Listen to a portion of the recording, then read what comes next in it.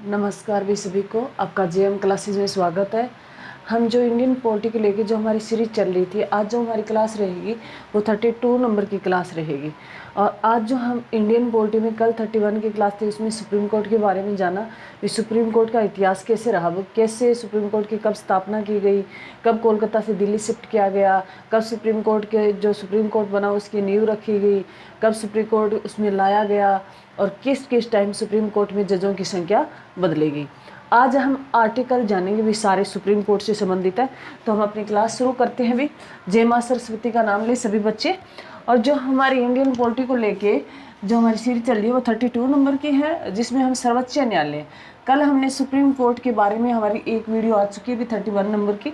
आज हमारी 32 number part number 2 रहेगा सुप्रीम कोर्ट से संबंधित। तो थोड़ा सा कल वाला रिवीजन कर देते हैं अभी 5 मिनट। जो सुप्रीम कोर्ट है अभी सर्वोच्च न्यायालय भारत का, बहुत बार एग्जाम में पूछा गया है भी कौन सा सुप्रीम कोर्ट होता है, सर्वोच्च न्यायालय होता है।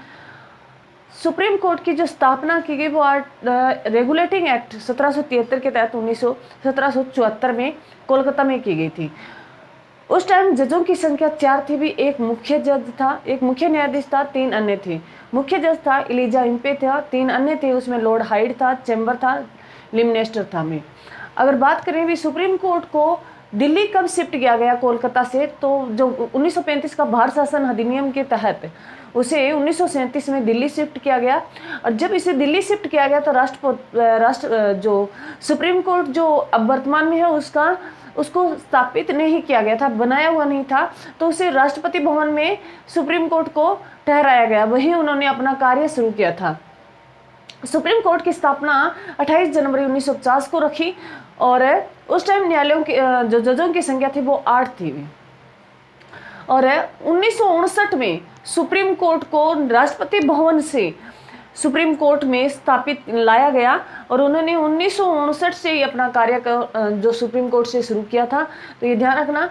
और सुप्रीम कोर्ट में जजों की संख्या है वो बदलती गई। 56 में जो 8 से 10 हो गए, 60 में 10 से 14 हो गए, और 78 में 14 से 18 हो गए, और 86 में 18 से 26 हो गए, और 2005 में 26 से 31 कर दिए गए, और 2019 से 34 है। आज भी वर्तमान में अगर पूछे सुप्रीम कोर्ट में जजों की संख्या कितनी है, 34 है। 33 + 1 भी एक मुख्य न्यायाधीश होता है। मुख्य न्यायाधीश जो वर्तमान में है वो संजीव खन्ना है भी, और किन की जगह है, DY चंद्रचूड़ की जगह है। 50वें नंबर के DY चंद्रचूड़ थे, अब जो आए हैं संजीव खन्ना वो 51वें नंबर के। ये ध्यान रखना, एग्जाम में पूछेगा, में मोस्ट इंपॉर्टेंट है क्योंकि हाल ही में चेंज हुआ है। अगर बात करें भी सबसे लंबे टाइम तक सुप्रीम कोर्ट के जो मुख्य न्यायाधीश रहने वाले, तो वो DY चंद्रचूड़ के पापा थे, YV चंद्रचूड़ भी। और सबसे कम टाइम के लिए पूछे तो कमल नारायणन थे भी। अगर पहले पूछे तो हीरालाल जे कन्हैया थे, और पहले दलित पूछे तो जो RK बालकृष्णन थे भी। तो ये ध्यान रखना, एग्जाम में पूछेगा, और आज हम उनसे संबंधित आर्टिकल पढ़ेंगे भी। आर्टिकल जो मैंने लिखा है भी, आर्टिकल 124। अगर सुप्रीम कोर्ट का पूछ ले भी, सुप्रीम कोर्ट का जिक्र किस में किया गया, आर्टिकल 124 में किया गया। एग्जाम में बहुत बार पूछा गया है। 124 में लिखा है कि भारत का एक सुप्रीम कोर्ट होगा, भारत का एक सर्वोच्च न्यायालय होगा, जिसके न्यायाधीशों की नियुक्ति भारत के राष्ट्रपति द्वारा की जाएगी भी। आर्टिकल 124 में लिखा है कि भारत सरकार का एक सर्वोच्च न्यायालय होगा और जिसके न्यायाधीशों की नियुक्ति भारत के राष्ट्रपति द्वारा की जाएगी। सुप्रीम कोर्ट के न्यायाधीशों की योग्यताएं भी इसी में योग्यताएं दी गई है भी। सुप्रीम कोर्ट का जो न्यायाधीश बनने के लिए क्या क्या योग्यताएं होनी चाहिए, जो मैंने लिखने का काम किया है भी। पहला जो फर्स्ट भी, भारत का नागरिक हो भी, भारत का नागरिक होना चाहिए। सेकंड लिखा है किसी लाभ के पद पर ना हो, किसी लाभ के पद पर ना हो, भारत का नागरिक होना चाहिए। थर्ड लिखा है वह 65 वर्ष की आयु से कम हो भी। जो मुख्य न्यायाधीश बनना है सुप्रीम कोर्ट का, तो उसकी आयु 65 वर्ष से कम होनी चाहिए भी, क्योंकि 65 वर्ष के बाद जो न्यायाधीश है वो रिटायरमेंट हो जाते हैं। तो ये ध्यान रखना, 65 वर्ष से उनकी आयु कम होनी चाहिए सुप्रीम कोर्ट का न्यायाधीश बनने के लिए। भारत का नागरिक होना चाहिए, कोई लाभ के पद पर नहीं होना चाहिए। फोर्थ में लिखा है वह 2 या 2 से अधिक उच्च न्यायालयों में कम से कम 5 साल न्यायाधीश के पद पर रहा हो।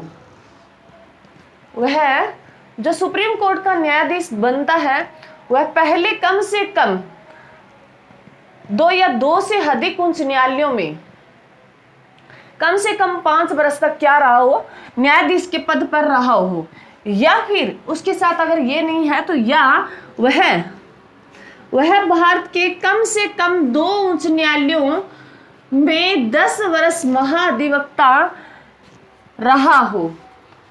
या तो वो न्यायाधीश रहा हो कम से कम 2 या 2 से अधिक, 2 हो सकते हैं या 2 से अधिक भी हो सकते हैं उच्च न्यायालयों में, हाई कोर्ट में वो न्यायाधीश रहा हो कम से कम 5 वर्ष में।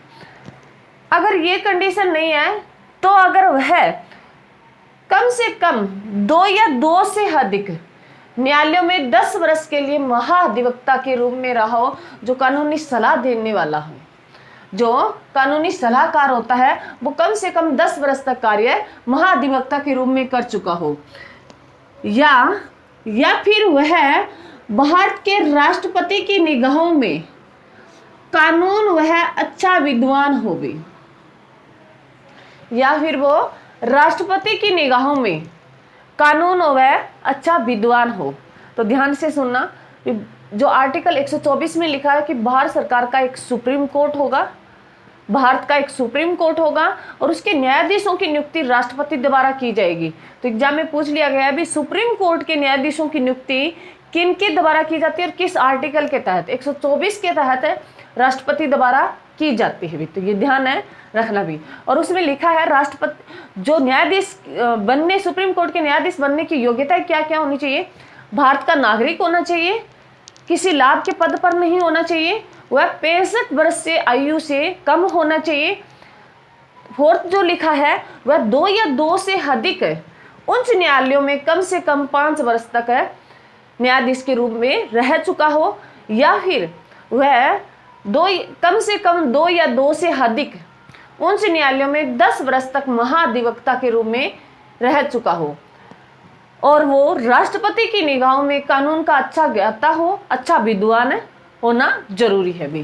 तो ये ध्यान रखना, ये उसे मुख्य जो न्यायाधीश है भी, मुख्य नहीं सभी न्यायाधीश जो 34 न्यायाधीश जो नियुक्त किए जाते हैं उनमें सभी ये योग्यताएं होनी चाहिए भी।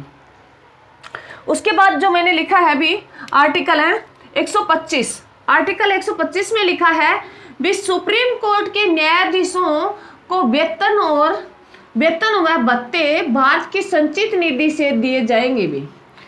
आर्टिकल 125 में लिखा है भी भारत के जो न्यायाधीश हैं उनको जो वेतन दिया जाएगा वो भारत की संचित निधि से दिया जाएगा भी। और भारत की संचित निधि है, इसका आर्टिकल किस में जिक्र है भी, आर्टिकल है 266 में जिक्र है भी। जो संचित निधि है इसका जिक्र कौन से आर्टिकल में है, आर्टिकल है 266 में है भी।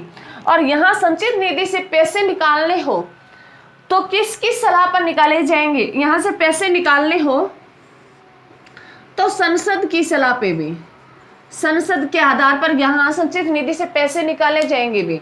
और संसद के 3 अंग होते हैं, ध्यान रखना, लोकसभा, राज्यसभा और राष्ट्रपति। पूरा प्रोसेस चलता है भी। यहाँ से पैसे निकालने के लिए पहले लोकसभा जाएगा, फिर राज्यसभा जाएगा, फिर अंतिम सिग्नेचर राष्ट्रपति के होंगे। तो ये ध्यान रखना, जो न्यायाधीश है सुप्रीम कोर्ट के उन्हें वेतन कहाँ से दिया जाएगा, भारत की संचित निधि से दिया जाएगा। और संचित निधि है वहां से पैसे निकालने हो तो किसकी सलाह, संसद की भी। और जो संचित निधि का कौन से आर्टिकल में वर्णन है, 266 में, जो एग्जाम में पूछ लिया गया भी। आगे जो लिखा है, आगे आर्टिकल 126 भी, आर्टिकल है 126, आर्टिकल 126 में लिखा है भी मुख्य न्यायाधीश अगर एब्सेंट हो, अनुपस्थित हो, अपने मुख्य न्यायाधीश अनुपस्थित हो तो अगर मान लो मुख्य न्यायाधीश उस टाइम ना हो तो उसमें अगला वरिष्ठ न्यायाधीश उसका कार्यभार संभालेगा भी। कहने का मतलब है भी आर्टिकल 126 में लिखा है अगर मुख्य न्यायाधीश ना हो, अनुपस्थित हो, एब्सेंट हो, तो उसका जो अगला वरिष्ठतम जो न्यायाधीश होता है वो उसका कार्यभार है संभालेगा भी। आर्टिकल 126 में लिखा है। उसके बाद लिखा है भी आर्टिकल है 127 में, आर्टिकल 127 में लिखा है भी तदर्थ न्यायाधीशों की, तदर्थ न्यायाधीशों की नियुक्ति का जिक्र किया गया है भी आर्टिकल 127 में। मोस्ट इंपॉर्टेंट है, एग्जाम में क्वेश्चन आएगा भी और पूछा गया है भी तदर्थ न्यायाधीशों की नियुक्ति किस आर्टिकल के तहत की जाती है, आर्टिकल 127 की। और कौन करता है भी राष्ट्रपति, जो सुप्रीम कोर्ट के न्यायाधीश होते हैं वो करते हैं। ये ध्यान से सुनना, तदर्थ न्यायाधीश क्या होता है, अगर सुप्रीम कोर्ट को किसी अहम कानून पास करना हो या कोई अहम फैसला लेना हो तो सुप्रीम कोर्ट के जज, मैंने बताया भी 34 जज होते हैं, जिसमें एक मुख्य होता है, 33 जो है वो अन्य होते हैं न्यायाधीश। अगर उनमें से कोई भी मतलब पद खाली पड़ा हो, पूरे के पूरे 34 नहीं हो, कोई पद खाली पड़ा हो और कोई अहम कानून पास करना हो और फैसला लेना हो तो तुरंत एक बार के लिए न्यायाधीश जो बनाया जाता है वो मुख्य न्यायाधीश के द्वारा उस पद खाली है वहां उस पद की भरपाई की जाती है, उसे तदर्थ न्यायाधीशों की नियुक्ति कहते हैं। भी एक बार फैसला लेने के लिए वो पूरी की पूरी जो 34 न्यायाधीश हैं उनको कंप्लीट किया जाता है। तुरंत कोई फैसला लेना हो और कानून जो न्यायाधीश का पद खाली हो तो उस पद को भरने के लिए वो आर्टिकल 127 का मुख्य न्यायाधीश सहारा लेता है और उसके तहत वहां एक न्यायाधीश की नियुक्ति कर देता है फैसला लेने के लिए, ताकि वो उस कानून के बारे में, उस कानून को अच्छी तरीके से पास कर सके। तो ये ध्यान रखना, तुरंत किसी मतलब पद खाली और उसको भरना हो तो मुख्य न्यायाधीश भरता है सुप्रीम कोर्ट का आर्टिकल 127 के तहत, जिस तदर्थ न्यायाधीश कहते हैं भी तुरंत मतलब पद खाली पड़ा हो और किसी कानून का फैसला लेना हो और तुरंत, क्योंकि प्रोसेस में टाइम लगता है, तुरंत एक बार के लिए जो अगर न्यायाधीश बना देते हैं तो उसे तदर्थ न्यायाधीश कहते हैं। तो ये ध्यान रखना भी। उसके बाद अगर बात करें आर्टिकल 128 भी, आर्टिकल है 128, आर्टिकल 128 में लिखा है भी सुप्रीम कोर्ट का कोई भी न्यायाधीश, सुप्रीम कोर्ट का कोई भी न्यायाधीश भारत के किसी भी न्यायालय में वकालत नहीं करेगा भी। मोस्ट इंपॉर्टेंट है, एग्जाम में क्वेश्चन पूछेगा भी। आर्टिकल 128 में लिखा है भी जो अगर सुप्रीम कोर्ट में कोई भी न्यायाधीश सेवानिवृत्त है, सेवा दे रहा है अपनी, तो वो किसी भी उच्च न्यायालय में वकालत नहीं करेगा। तो ये ध्यान रखना, कोई भी सुप्रीम कोर्ट का न्यायाधीश बन गया और सेवा दे रहा है, सेवानिवृत्त है, तो वो अन्य उच्च न्यायालयों में, सुप्रीम कोर्ट तो एक ही होता है अभी भारत का और जो हाई कोर्ट है वो 25 है, अभी वर्तमान में 25 है। तो ये ध्यान रखना, सुप्रीम कोर्ट का न्यायाधीश सेवानिवृत्त रहते हुए वो अन्य किसी न्यायालय में वकालत नहीं करेगा। ये आर्टिकल 128 में लिखा है, मोस्ट इंपोर्टेंट है, एग्जाम में पूछने का चांस है भी। उसके बाद मैंने लिखा है भी जो सुप्रीम कोर्ट के क्षेत्राधिकार भी, सुप्रीम कोर्ट के क्षेत्राधिकार भी, सुप्रीम कोर्ट के पास क्षेत्राधिकार है जो मैंने लिखे हैं भी 5 है, जिनके तहत क्या हो गया भी अगर सेंट्रल सरकार और राज्य सरकार के बीच में कोई फैसला लेना है तो हाई कोर्ट नहीं लेगा, भी सुप्रीम कोर्ट के पास जा सकते हैं। मान लो सेंट्रल सरकार, मान लो दिल्ली और हरियाणा का कोई फैसला है तो हरियाणा के या दिल्ली के हाई कोर्ट में उसका फैसला नहीं होगा, वो सुप्रीम कोर्ट में होगा भी। या कोई 2 स्टेट का हो, हरियाणा और पंजाब का हो, तो चंडीगढ़ जो है उनका हाई कोर्ट में फैसला नहीं होगा, सुप्रीम कोर्ट में होगा। तो ऐसे जो क्षेत्राधिकार हैं, सुप्रीम कोर्ट के पास 5 क्षेत्राधिकार है जो मैंने अलग अलग लिखने का काम किया। मोस्ट इंपोर्टेंट है, अभी एग्जाम में पूछेगा सुप्रीम कोर्ट के क्षेत्राधिकार, उसमें लिखा है भी मूल या आरंभिक क्षेत्राधिकार, मूल या आरंभिक क्षेत्राधिकार है। ये सिंपल ऐसे कैसे नाम पूछता है भी आपसे भी। सुप्रीम कोर्ट के क्षेत्राधिकार कौन कौन से हैं? मूल आरंभिक क्षेत्राधिकार है, अपीलीय क्षेत्राधिकार है, परामर्श है, दात्री क्षेत्राधिकार है, अभिलेख न्यायालय है और न्यायिक है, समीक्षा या पुनरावलोकन है। तो ये 5 क्षेत्राधिकार है जो अलग अलग आर्टिकल में लिखे हैं, तो ध्यान से सुनना भी। मूल है ये आरंभिक क्षेत्राधिकार है जो आर्टिकल 132 में जिक्र है भी, आर्टिकल 132 में जिक्र है, जिसमें मैंने लिखने का काम किया है भी सेंटर और राज्य के बीच कोई भी, कि सेंटर सरकार और राज्य के बीच कोई भी विवाद हो जाता है तो उसका फैसला हाई कोर्ट नहीं करेगा भाई, उसका फैसला सुप्रीम कोर्ट करेगा। अगर हाई कोर्ट उस फैसले को कर देता है तो सुप्रीम कोर्ट उसको नकार देगा, हम सुप्रीम कोर्ट जा सकते हैं। तो ये ध्यान रखना, आर्टिकल मूल व आरंभिक क्षेत्राधिकार है सुप्रीम कोर्ट का। सेंटर और राज्य के बीच कोई फैसला है तो सुप्रीम कोर्ट करेगा। अगर कोई स्टेट में राज्य है, राज्य और राज्य का फैसला, जैसे पंजाब हरियाणा का कोई मुद्दा है तो वो हाई कोर्ट, चंडीगढ़ वाला हाई कोर्ट में उसका फैसला नहीं होगा, उसका सुप्रीम कोर्ट है फैसला करेगा। तो ये ध्यान रखना, उसमें अपील हम कर सकते हैं, तो ये ध्यान रखना। उसके बाद जो है अपीलीय क्षेत्राधिकार भी, अपीलीय क्षेत्राधिकार है मोस्ट इंपोर्टेंट भी। आर्टिकल 132 में अपीलीय क्षेत्राधिकार है, आर्टिकल है 132 में भी, आर्टिकल 132 में लिखा है भी अगर हमारी दीवानी छीन ली जाती है तो हम अपील कर सकते हैं सुप्रीम कोर्ट में। आर्टिकल 132 के तहत हमें दंड मिला है तो भी हम अपील कर सकते हैं। और संविधान की व्याख्या का वर्णन है जो आर्टिकल 132 में, ये अपीलीय क्षेत्राधिकार है भी, संविधान का जो उल्लंघन करता है तो आर्टिकल जो हम अपील कर सकते हैं आर्टिकल 132 के तहत, किससे भी, सुप्रीम कोर्ट से। अगर कोई हमारी दीवानी छीन लेता है, हमारा हक छीन लेता है, हमें दंड दे रहा है, तो अगर हम हाई कोर्ट हम अपील कर सकते हैं सुप्रीम कोर्ट से भी। अंतिम अपील जो सुप्रीम कोर्ट से कर सकते हैं आर्टिकल 132 के तहत। उसके बाद लिखा है परामर्शदात्री क्षेत्राधिकार भी, 3rd नंबर पे लिखा है मैंने, परामर्शदात्री क्षेत्राधिकार भी।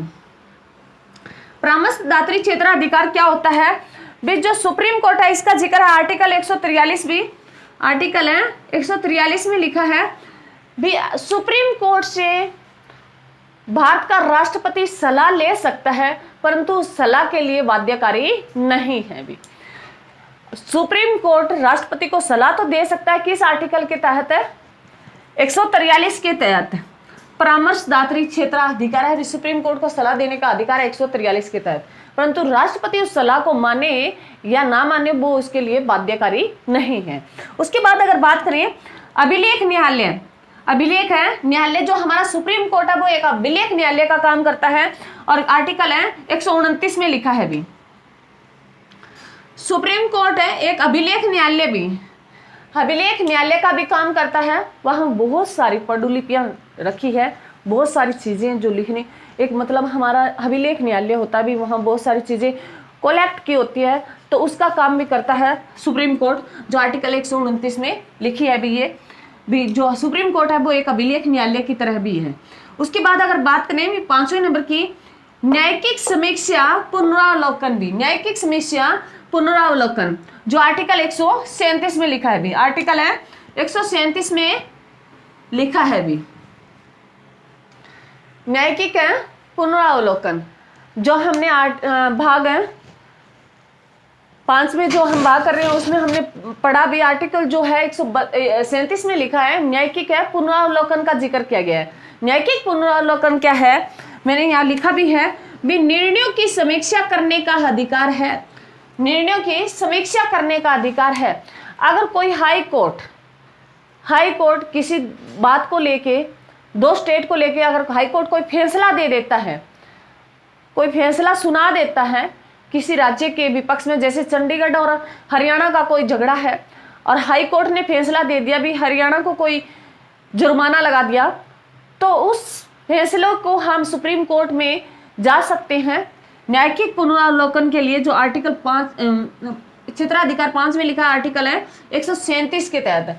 उस निर्णय को खारिज कर सकता है सुप्रीम कोर्ट, उस निर्णय को अमान्य कर सकता है, खारिज कर सकता है। तो ये ध्यान रखना भी, जो अगर निर्णय आने के बाद भी हम अगर कोई फैसला, अंतिम फैसला दे देता है कोई भी हाई कोर्ट, तो हम सुप्रीम कोर्ट में जा सकते हैं 137 के तहत। तो ये ध्यान रखना, अंतिम फैसले को भी वो खारिज कर सकता है भी। निर्णयों का समीक्षा करने का भी अधिकार है किसको, सुप्रीम कोर्ट को भी, निर्णय को नकार सकता है। तो ये ध्यान रखना, 5 क्षेत्राधिकार हैं, जिसमें मूल या आरंभिक क्षेत्राधिकार, अपीलीय क्षेत्राधिकार, परामर्शदात्री क्षेत्राधिकार, अभिलेख न्यायालय क्षेत्राधिकार है, और समीक्षा, न्यायिक समीक्षा व पुनरावलोकन क्षेत्राधिकार। जो एग्जाम में पूछता है भी, आर्टिकल मोस्ट इंपॉर्टेंट है, आर्टिकल 124 में है वो सुप्रीम कोर्ट भारत का एक सुप्रीम कोर्ट होगा और उसके न्यायाधीशों की नियुक्ति राष्ट्रपति करेंगे। और उन न्यायाधीशों की नियुक्ति के लिए क्या क्या योग्यता होनी चाहिए, भारत का नागरिक होना चाहिए, किसी लाभ के पद पर नहीं होना चाहिए, वह 65 वर्ष से कम होना चाहिए, वह कम से कम किसी 2 या 2 से अधिक न्यायालयों में 5 वर्ष तक न्यायाधीश रह चुका हो, या वो कम से कम 2 या 2 से अधिक न्यायालयों में 10 वर्ष तक महाधिवक्ता के रूप में रह चुका होगी। उसके बाद लिखा है वो राष्ट्रपति के बारे में कानून का अच्छा सलाहकार और अच्छा विद्वान होना जरूरी है। और उसके बाद आर्टिकल 125 में लिखा है भी सुप्रीम कोर्ट के न्यायाधीशों को जो वेतन और भत्ते दिए जाएंगे वो भारत की संचित निधि से दिए जाएंगे। आर्टिकल 126 में लिखा है भी अगर सुप्रीम कोर्ट का मुख्य न्यायाधीश एब्सेंट रहता है तो उसका वरिष्ठतम जो न्यायाधीश है वो उसका कार्यभार संभालेगा। आर्टिकल 127 में लिखा है भी तदर्थ न्यायाधीशों की नियुक्ति के बारे में लिखा है। तदर्थ न्यायाधीश मैंने बताया भी अगर मान लो कोई न्यायाधीश है 34 जो होते हैं सुप्रीम कोर्ट में, उनमें अगर कोई किसका पद खाली पड़ा है और कोई है निर्णय लेना हो तो तुरंत जो न्यायाधीश नियुक्त किया जाता है वो तदर्थ न्यायाधीश होता है। तो ये ध्यान रखना आर्टिकल 127 में। आर्टिकल 128 में लिखा है भी सुप्रीम कोर्ट का कोई भी न्यायाधीश अन्य उच्च न्यायालय में, अगर सुप्रीम कोर्ट का न्यायाधीश सेवानिवृत्त है तो वो अन्य उच्च न्यायालय में अपने वकालत नहीं कर सकता। उसके बाद हमने क्षेत्राधिकार पढ़े सुप्रीम कोर्ट के, मोस्ट इंपोर्टेंट है अभी 10-15 मिनट की वीडियो है, यहाँ से क्वेश्चन बनते हैं। सुप्रीम कोर्ट हमारा कंप्लीट हो गया। कल हम CAG और कुछ समितियां हैं वो करेंगे। उसके बाद हमारा भाग जो है वो 5 कंप्लीट हो जाएगा अभी। तो मैंने पूरा का पूरा कराने की कोशिश की है और इसको बार बार रिवीजन करें। पॉलिटिक्स से अगर आपका SSC का है क्वेश्चन बाहर नहीं जाएगा। और मेरी वीडियो को ज़्यादा से ज़्यादा शेयर करने का काम क्या करो भाई। बच्चे देख रहे हैं अब स्पोर्ट भाई बच्चे कम होने लगे, रीज़न क्या है वो रीज़न भी बताएं और शेयर करने का ज़्यादा काम किया करो भी। आप बच्चों के प्यार की बदौलत ही अभी मैंने पढ़ाना शुरू किया है। मैं पढ़ाती तो अकेडमी में हूँ परंतु मैंने अपना एक छोटा सा चैनल बनाया है। आप बच्चों के सारे ही भी जो मैंने एक छोटी सी शुरुआत है, इस शुरुआत को आप ही शिखर तक पहुंचा सकते हो। सपोर्ट जरूर करें भी, मेरी वीडियो को ज़्यादा से ज़्यादा शेयर करें, लाइक कमेंट जरूर करें भी। Thank you. जय हिंद, जय भारत।